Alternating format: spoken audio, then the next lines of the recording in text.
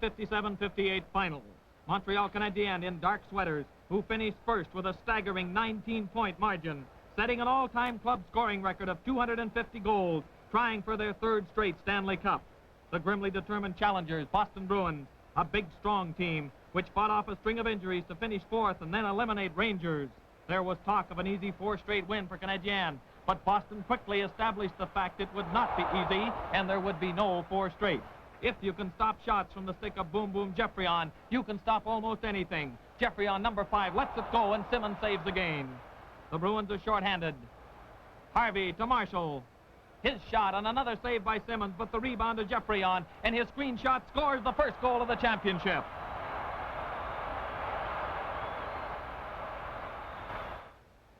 It's Boston's turn. Don McKenney, number 17, carries into the Montreal zone. He bounces a pass off the boards to Alan Stanley, number 10. Over to Doug Moens. A blistering shot. It's wide, so let's go round again. This time, Topazzini gets it back to Stanley. Another shot by Moens. Finally, a rebound slides out to Stanley, and his screen shot ties up the opening game at 1-all. Playoff hockey is rugged. Boston's tough Leo Labine upends Geoffrion, drawing a penalty from referee Red Story, and some fatherly advice from a fan. A Boston penalty means the Montreal power play, one of the most potent of all time, including Harvey, number 2, scoring champion Dickie Moore, number 12, Rocket Richard, number 9, Beliveau 4, the 5th wearing number 5, Geoffrion. Against this task force, you can't make a mistake. Simmons dives out to grab the puck and misses. One quick pass and Moore scores. Montreal leads 2-1. Third period. This rush sets up one of the game's stiffest body checks. Saint Laurent shoots on Simmons, who makes the save. Returning is Bronco Horvath, number 6, and a resounding collision with Rocket Richard. Don't try to tell Horvath that the high-scoring Rocket doesn't check as well as score. And the Richards combine, Henri to Maurice, forcing another great save by Simmons. The rookie winner of the previous season was the Bruins' Larry Regan, an Ottawa product and a great stick handler in the Capital's tradition of Cowley, Sid Howe, and the Bouchers. Regan wears Milt Schmidt's old number 15. On a line with Norman Johnson, number 18, and Leo Labine, 16, they added scoring punch to the Bruins' attack. Here they are with Doug Moens, 19, on left defense, and Fern Flaman. This quintet forces Plant to make some brilliant saves to prevent a tying goal. It was a forward line put together late in the season, as Schmidt did some successful pre-playoff juggling. Canadiens lead 2-1, but it's all Bruins right now. Horvath passing to Busick for a marvelous chance, but once again Plant holds them out. This every-man-up Boston attack must lead to some Montreal breakaways. The Richard firm again, but another Simmons save. And now the first game is over. It was a tight fit, but the highly favored Canadiens, before their hometown fans, win the opener 2-1. The second game, also in Montreal. The referee, Eddie Powers. Canadiens supporters admitted the underdog Bruins gave Montreal a scare in the opener. Some said Canadiens were off color and won out even though they'd played a bad game. There was more talk of a 4-straight series. The Boston players set out to prove that the close opener was no fluke. The speedy Regan led a rush, a pass to Johnson, and a quick Boston goal after only 20 seconds of play.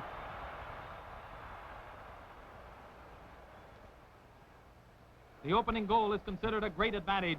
Boston didn't have long to enjoy it. A Bruin penalty, the Montreal power play, and a bullet shot by Boom Boom Geoffrion. After 3 minutes and 12 seconds of play, it's a tied hockey game. All right wingers and right-handed golfers should benefit by this slow motion. This stroke is almost unstoppable at any time in hockey and great for windy days in golf. Now a Montreal penalty. Regan feeds Topazzini on the Boston power play.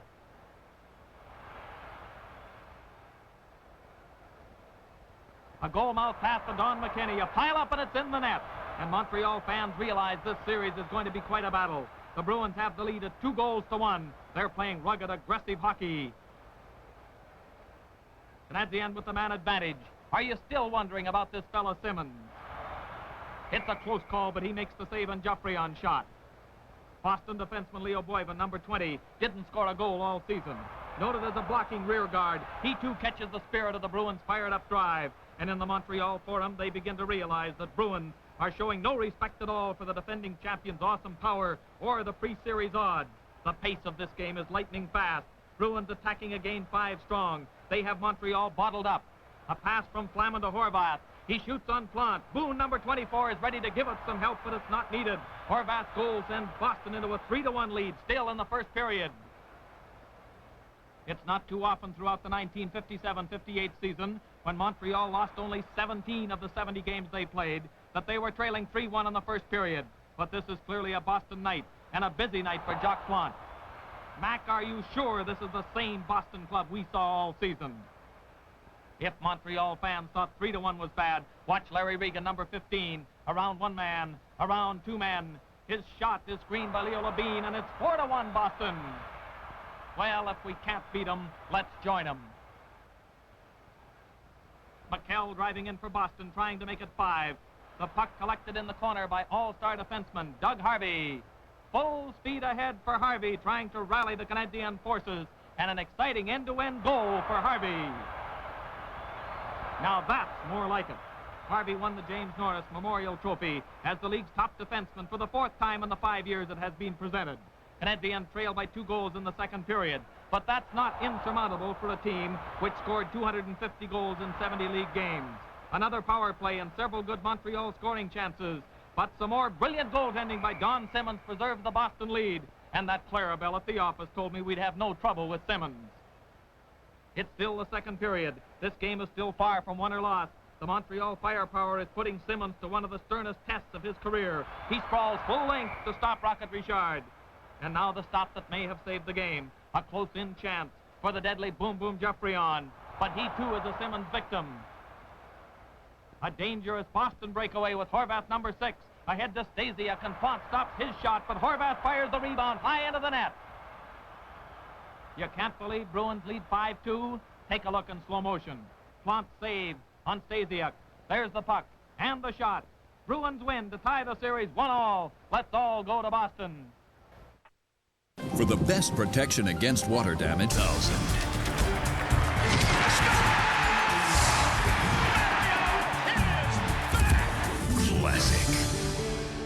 Referee Frank Berry facing the puck to start the 3rd game in the Boston Gardens. Another jammed crowd. Every game in the series was played to standing room only attendances. Boston's 5-2 win right on Montreal ice to tie the series stirred up greater interest everywhere, as clearly the Bruins were a serious threat to Montreal's attempt to win a 3rd straight Stanley Cup. Only one other team in the Cup's history, Toronto's Maple Leafs in the late 40s, won the Stanley Cup 3 seasons in a row. The night was warm in Boston, but the pace again was downright hot. Experienced hockey men marveled at the sustained speed of the entire series. In many games, it was predicted the teams would have to slow up in the 3rd period, but these superbly conditioned athletes never let up, never slackened the speed. The spotlight again on the goalies, as it so often is in playoff hockey. Simmons alertly moving out to grab a rolling puck, and a return rush. Jacques Plante, who pioneered greater travel for hockey's goalies, far out of his net. Defenseman Bob Turner lending a hand. Still a scoreless deadlock, but a major break with a penalty to Boston's Bronco Horvath. And so Bruin fans see the onslaught of Harvey, Geoffrion, Moore, Beliveau, and Rocket Richard. Doug Harvey coolly studies the defense and picks his mode of attack. A pass to Geoffrion, over to Richard, and the Rocket sends Montreal into the lead.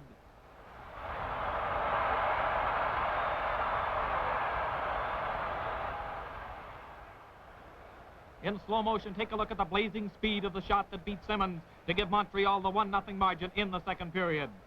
3rd period, Henri Richard, the league's all-star center. Simmons expects a pass, but Henri drives it into the open side. The pocket Rocket finished second to teammate Moore in the league scoring. His goal sends Canadiens into an imposing 2-0 lead.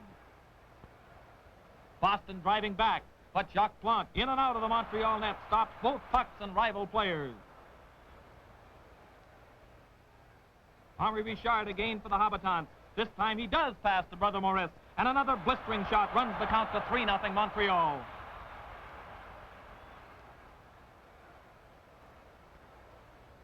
Plante is blocking everything and everybody tonight.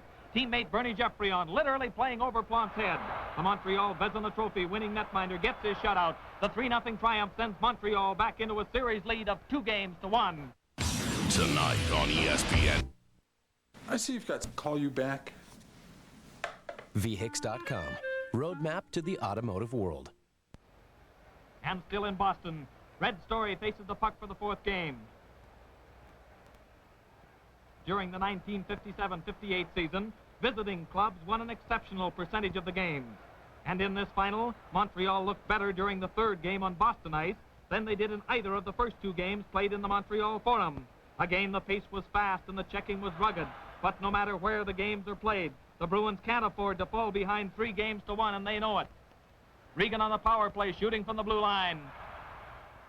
Out to Fleming McKell. He can't get clear. Help from a teammate, and Don McKenney's backhand shot gives Boston the opening goal of the fourth game.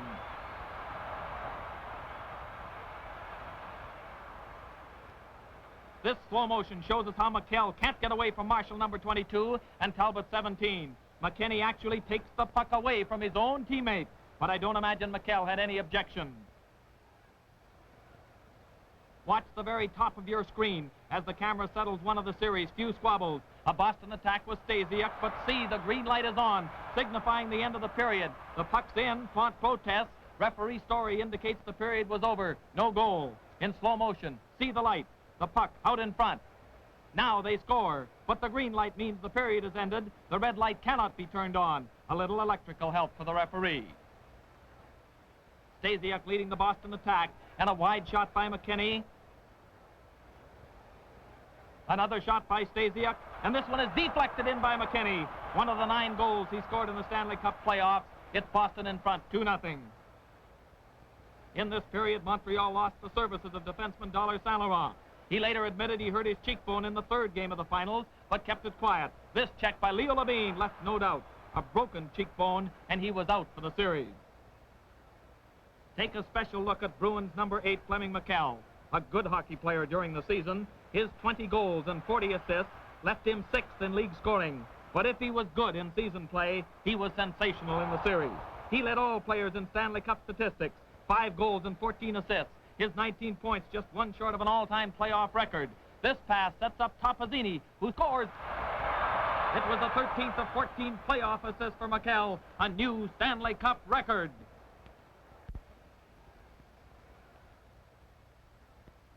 A neat three-way play puts Montreal back in contention. Marcel Bonin to Beliveau, and a perfect pass to Claude Provost.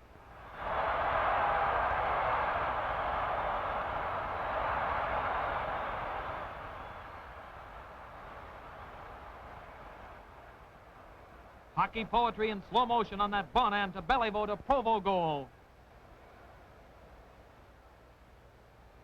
The camera lets you get in on an argument of whether this puck went in or not. Watch the puck closely in this slow motion picture. In the net or hit the post. Take your choice. Either way, it didn't matter. Bruins win. The series is tied at 2 games each, and we'll all go back to Montreal.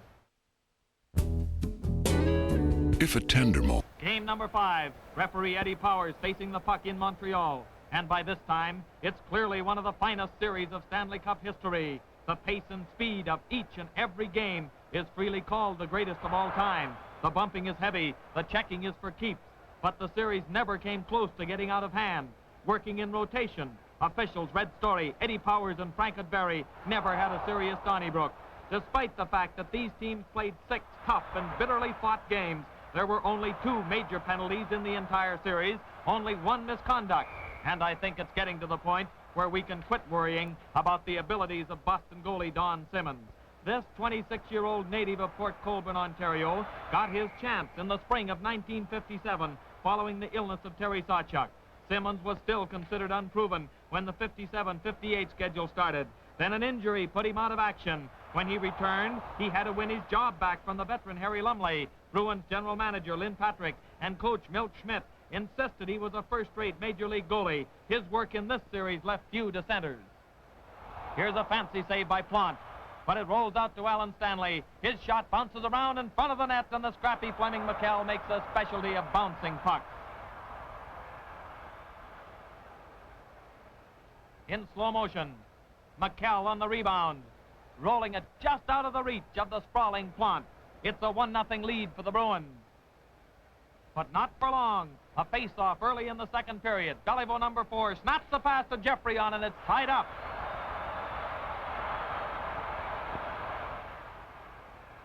It doesn't take long if you know what to do.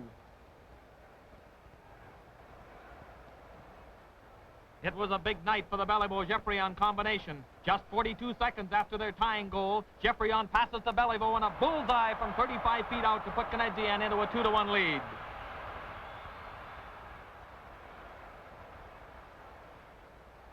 Late in the second period, Canadiens looking for some insurance. The Goyette-Provo-Pronovo line gets a scoring chance, but Simmons keeps the Bruins within range. But now it's the third period. Time is running out for Boston.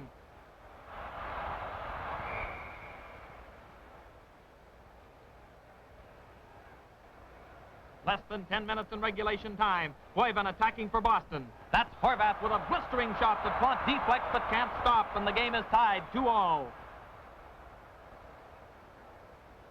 This is the first overtime action of the series.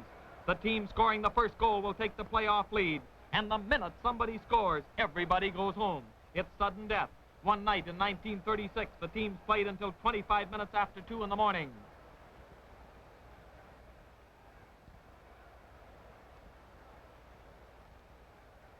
The first dangerous scoring chance. Koivu, Johnson, and Levine for Boston. And Plante blocks Koivu's shot. A high drive, and Plante takes no chances. From now on, every save, easy or hard, can be considered a potential game winner. Beliveau starts away from Montreal, but his slap shot is wide.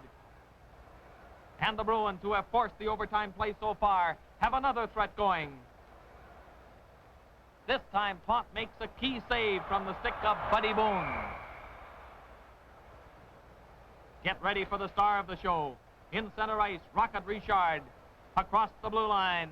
Most players might pass. The Rocket shoots. The game is over. The Canadiens win 3-2.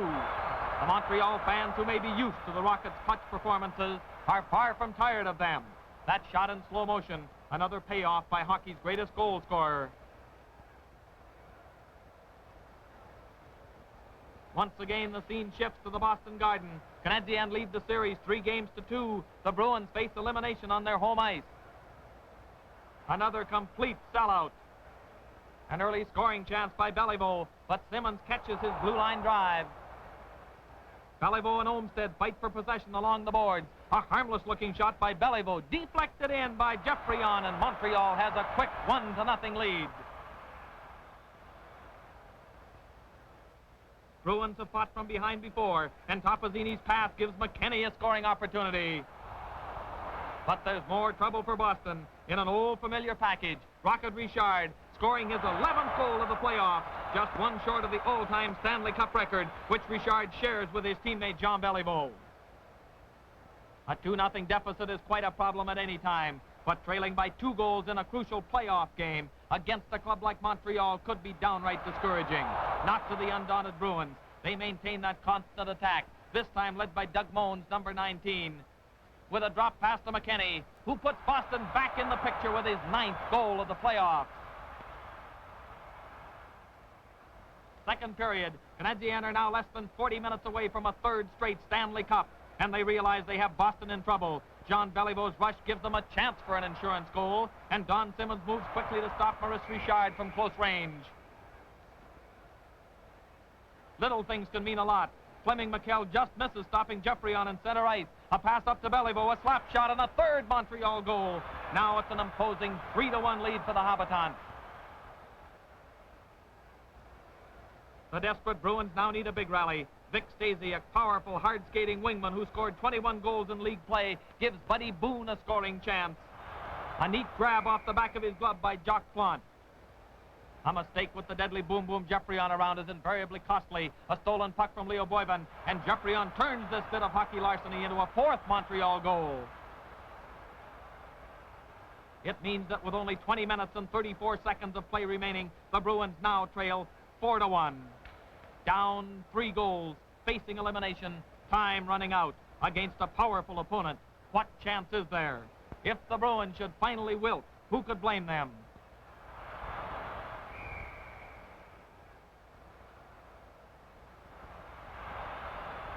They come out for the final period to a tremendous ovation from the Boston Garden crowd. Seldom has a team trailing by 3 goals received such an inspiring boost from often critical fans. If you're wondering whether they're ready to give up, watch Regan number 15. A shot, the rebound, and a goal by Johnson. The Bruins aren't through yet. It's 4-2 with less than 15 minutes to go. In slow motion, proof of the Boston determination.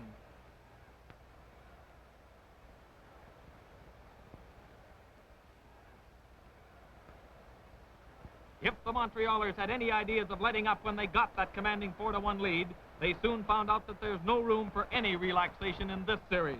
Fighting both the clock and the Canadiens, Bruins still forced to play, and Larry Regan bounces one in from behind the net. Boston fans, getting their money's worth every second of play, now realize there is still hope.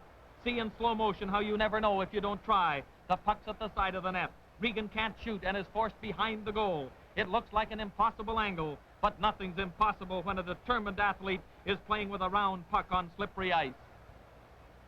Now it's a different story. 6 minutes to go, Boston trailing by 1. Fleming McKell, often called the Bruins spark plug, literally battling on his knees, and a pass to Leo Boivin almost ties up the hockey game. It's aggressive perhaps, but shoving goalie, puck and all into the net doesn't count on the scoreboard.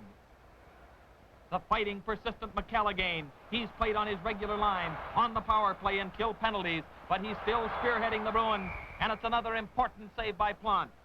Now the Boston net is empty. McKenny leads a 6-man attack in search of a tying goal. Doug Harvey gets possession at the Montreal blue line. He races in on the unprotected Bruin net. Regan manages to block the first shot, but Harvey scores on the second try. And finally, the Bruins must concede defeat after 365 minutes and 45 seconds of the most constantly exciting hockey the game has ever presented. Montreal fans who made the 400-mile trip came prepared for a Canadien victory. Joining in the turmoil on the ice were Montreal club officials, justifiably proud and jubilant over the triumph of their great hockey machine, their 3rd straight world championship.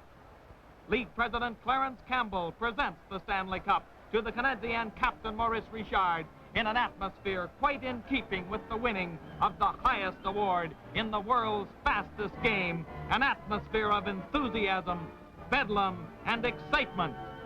And the reason for it all, the Stanley Cup.